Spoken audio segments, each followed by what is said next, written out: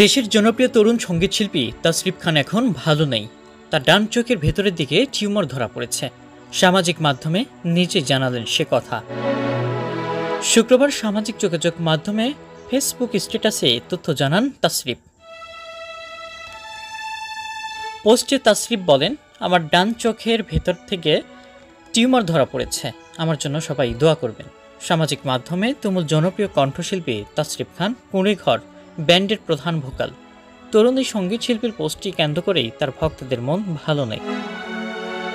তাসরিফের Facebook পোস্টে একের পর এক কমেন্ট করছেন ভক্তরা। ভক্তর উদ্দেশ্যে তাসরিফ কমেন্ট বক্সে লেখেন, একদম দুশ্চিন্তা করার প্রয়োজন নেই। আপনাদের যে কারো দোয়া কবুল হয়ে গেলে দেখবেন আল্লাহর দয়ায় দ্রুত সুস্থ হয়ে গেছে ইনশাআল্লাহ। শৈশব থেকে তাসরিফের গানের চর্চা শুরু। তাসরিফের প্রথম গাওয়া মধ্যবিত্ত গানটি রাতারাতি তাকে শ্রোতাদের কাছে নিয়ে যায়। অল্প সময় গানটি 2.5 লাখ শেয়ার হয়। গানটিতে মধ্যবিত্তদের মনের কথা ফুটে উঠে এসেছিল। এর আগে গত বছরের মার্চে ফেসিয়াল প্যারালাইসিসে আক্রান্ত হন তাসরিফ খান। টাঙ্গাইলে একটি শো করতে যাওয়ার সময় হঠাৎ করেই মুখের অংশে সমস্যা অনুভব করেন তিনি। এরপর চিকিৎসকের দ্বারস্থ হয়ে চিকিৎসা নেন এই গায়ক।